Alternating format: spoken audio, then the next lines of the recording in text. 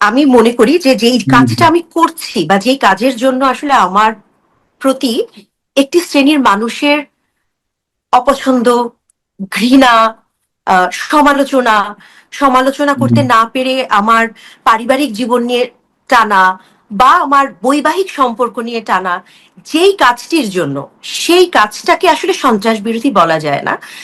যেই বাক স্বাধীনতা বা আমার যা বলবার সেটি বলবার স্বাধীনতা, সেটা নিয়েই আমি শুনেছিলাম আন্দোলনটা নাকি হয়েছে। তো আমি আসলে আমার কথাটুকু বলতে চেয়েছিলাম এবং আমি এখনো আমার কথাটুকু বলবার চেষ্টা করি। তো এটাকে যদি সন্ত্রাসী বলা হয় তাহলে হয়তো আমি বাক সন্ত্রাসী। আমি যেটাকে আমার অন্যায় মনে হয় সেটাকে আমি অন্যায় বলি। সেটাকে যদি সন্ত্রাসী বলতে চায় কেউ, তাহলে হতে পারে আমি অন্যায়ের বিরুদ্ধে বাক সন্ত্রাসী। আপনি কিন্তু প্রতিবাদটা জানিয়ে গেছেন সামাজিক যোগাযোগ মাধ্যমে, আপনি কিন্তু দমে যাননি, এটি আমরা দেখেছি। এই সাহসটা আবার কেন, কিভাবে হলো? দেখুন, যখন একটা দেশের একদম অস্তিত্বের সংকট হয়ে যায়, তখন এটুকুন সাহস দেখাতে হয়। আমি তো যুদ্ধ করতে পারছি না, আমি যদি পারতাম আমি যুদ্ধ করতাম, রাস্তায় নেমে প্রতিবাদ করতাম। আমার হাতে যেই অস্ত্র আছে আমি আমার সেই অস্ত্রের ব্যবহার করেছি। আমার কাছে মনে হচ্ছে যে আমাদের দেশের অস্তিত্বের সংকট, আমাদের দেশের মুক্তিযোদ্ধাদের প্রতি যেই ব্যবহার আমরা দেখেছি, আমি আমি সেটা এখনো ভাবতে পারি না। আমি এটা এটা ভাবতে গেলেই আমার মানে এই এই এই কষ্টটা কোনো কিছুর সাথে তুলনা করা যায় না। যে মুক্তিযোদ্ধাদের উপর যেই ধরনের অন্যায় হয়েছে, তাদেরকে জুতার মালা পরানো হয়েছে এবং মুক্তিযোদ্ধা পরিচয়টাই একটা নেগেটিভ পরিচয় একটা সময়ে দেখা হয়েছে, যেই অত্যাচারটা করা হয়েছে এই অস্তিত্বের সংকটের সময় এসে, আমি তো মনে করি যে আমার যদি এর চেয়ে বেশি কিছু করবার আসলে থাকতো, মানে ক্ষমতা থাকতো, আমি সেটাই করবার চেষ্টা করতাম।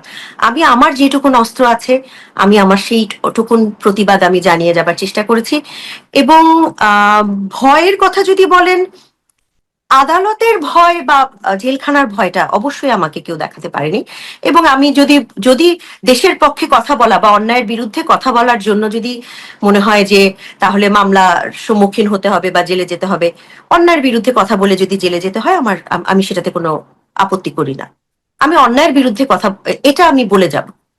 মেটিকুলাস ডিজাইন বলতে যেই জিনিসটা বোঝানো হয়, বা প্ল্যান্ড, একটা ডিটেইল প্ল্যান যেটা আমরা আসলে প্রফেসর ইউনুসের মুখ থেকে আমরা শুনলাম, সেই উনি যখন যুক্তরাষ্ট্রে যুক্তরাষ্ট্রে। বসে একটি অনুষ্ঠানে যখন বললেন, হ্যাঁ, তার আগ থেকে যে একেবারেই বুঝতে পারছিলাম তা না, জুলাইয়ের শেষ ভাগে একটু একটু বুঝতে পারছিলাম যে এটা কোনো আহ, সংঘবদ্ধ একটি আন্দোলন, এটা কোনো কোটা আন্দোলন না, এটা আসলেই সংঘবদ্ধ ভাবে দীর্ঘ 50 বছর যারা আসলে দেশটাকে যারা স্বাধীন হতে দিতে চায়নি, এটা যে তাদের আন্দোলন, এটা আমি আসলে 5ই আগস্টের আগেই যখন বুঝতে পেরেছিলাম, মনটা ছোট হয়েছিল। কিন্তু তারপরও একটা মানুষ কিন্তু একটু হলেও স্বপ্ন দেখে যে ডক্টর ইউনুস বা প্রফেসর ইউনুস আসলে কতটুকুন কি করতে পারেন।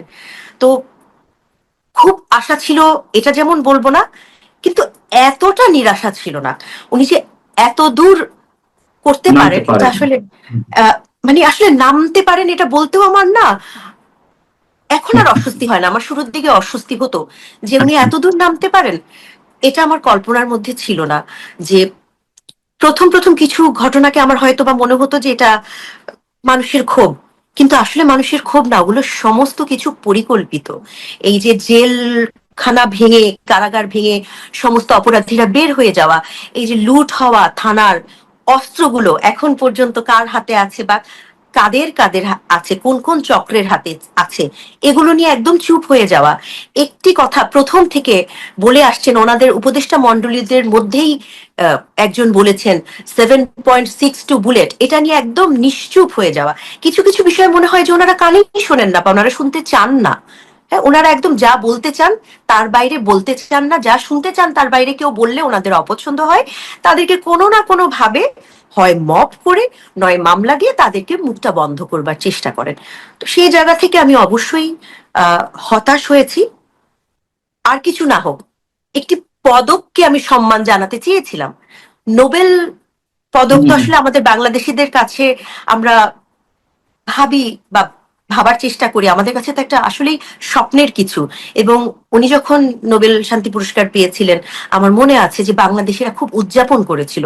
তো সেই উদযাপনটাকে আমি আসলে সম্মান করতে চেয়েছিলাম, সেই সম্মানটা আসলে থাকেনি আমার কাছে। ওনাকে মনে হয়েছে উনি সরাসরি মুক্তিযুদ্ধকে 24কে মুখোমুখি দাঁড়া করিয়েছেন, এবং উনি সরাসরি মুক্তিযুদ্ধের বিরুদ্ধে যারা আছে উনি তাদের পক্ষে দাঁড়িয়েছেন।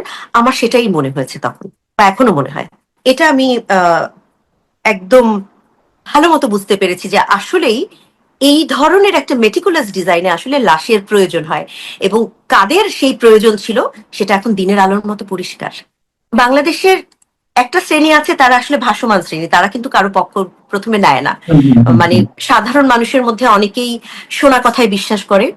তখন একটি গুজব, একদম মানে আমার এখন বলতে একটু হাসি পায়, যে ঢাকা বিশ্ববিদ্যালয়ে গণহত্যা হচ্ছে, আপনারা সবাই আসুন, অনেক মানুষ খুঁজে পাচ্ছে না, ছাত্রছাত্রীদের খুঁজে পাওয়া যাচ্ছে না, শত শত লাশ। এই যে একটা গুজব, এটা অনেক মানুষ তখন বিশ্বাস করেছে। হ্যাঁ, যে শত শত মানুষ, শত শত ঢাকা বিশ্ববিদ্যালয়ে গণহত্যা হচ্ছে। এই গুজবগুলো আমি বুঝতে পেরেছিলাম যে এগুলো গুজব। তো এখন যারা বিশ্বাস করে, আমি অনেককে, আমি আমার আমার যারা বন্ধু, যারা আসলে কোনো বিশেষ মহলের না, যারা আসলে এই গুজবগুলো বিশ্বাস করে, আমি আমি তাদেরকে আমি আসলে বোঝানোর চেষ্টা করেছি যে প্রমাণ ছাড়া আসলে কোনো একটি লিঙ্ক শেয়ার দিয়ে দেওয়া, এটা কিন্তু খুব, এটা কোনো একটা রেসপন্সিবল কাজ না, এটা খুব দায়িত্বহীনতার পরিচয়। একটি ভুল খবরকে শেয়ার দেওয়া বা একটি ভুল খবরকে প্রচার করা, একটি পুরনো ছবিকে এখনকার ছবি বলে প্রচার করা, অন্ধকার এর মধ্যে কিছু চিৎকার, কিছু দৌড়াদৌড়ির শব্দ দিয়ে, দেখেন এসব, এগুলো তো আমরা সিনেমাতে বানাই, এই ধরনের শব্দ দিয়ে বলা যে অমুক জায়গায় গণহত্যা হচ্ছে, সবাই হিন্দিতে কথা বলছে, পুলিশ অনেক, সবাইকে হিন্দিতে কথা বলতে শোনা যাচ্ছে, ঢাকার রাস্তায় খালি হিন্দিতে কথা বলা পুলিশ দেখা যাচ্ছে। হ্যাঁ, এগুলো যে আসলে বানোয়াট, এগুলো আমি অনেককে বোঝানোর চেষ্টা করেছি, হয়তো তারা তখন বোঝেননি, কিন্তু এখন তারা বলেন যে এত বড় চক্রান্ত হচ্ছে, এটা তো বুঝতে পারিনি। আপনার পার্সোনাল লাইফে যেমন অনেক ধরনের হ্যারাসমেন্টের শিকার হয়েছেন, পার্সোনাল এবং এই যে মামলা টামলা এই সব দিক থেকে আমি বলছি, সে তো আপনার ব্যক্তি জীবনেও প্রভাব ফেলেছে, আপনার সন্তানদের উপরেও প্রভাব ফেলেছে, সেই অর্থে বলছি। কিন্তু পুরো বাংলাদেশ আক্রান্ত হয়েছে, আমি শুরুতে যেটা বলছিলাম। এবং সেই আক্রান্তের একটি বিশেষ পর্ব হচ্ছে আমাদের সংস্কৃতির উপরে, আমাদের হাজার বছর সংস্কৃতির উপর হামলা। যাত্রা শিল্প থেকে শুরু করে নাটক, সঙ্গীত, মাজার সংস্কৃতি, সবকিছুর উপর হামলা। আপনার কি মনে হয় যে ডক্টর ইউনূসের যে 2 বছরের জঙ্গি শাসন, সেই যে ধারাবাহিকতা তখন চলছে, সেটি এখনো অব্যাহত রয়েছে? দেখুন, মানে পুরো দেশের সংস্কৃতির উপরে হামলা, পুরো দেশের আসলে যে জন্ম, সেই জন্মের ইতিহাসের উপরে হামলা। তো আসলে একটা দেশের জন্মের ইতিহাসের চেয়ে বড় তো আর কিছু হতে পারে না। সংস্কৃতি বা একটা দেশের যেই বাঙালিয়ানার যে পরিচয় বলেন, নারীদের উপরে যেভাবে অত্যাচার, মানে অত্যাচার বলবো না, যেরকম ভাবে তাদের উপরে আম, আক্রমণ হয়েছে, সেই আক্রমণ, এগুলো তো অনেক পরে। তো আমার সবচেয়ে যে জায়গাটা খারাপ লেগেছে, যে একটি দেশের জন্ম ইতিহাসের উপর প্রথম আক্রমণ হয়েছে।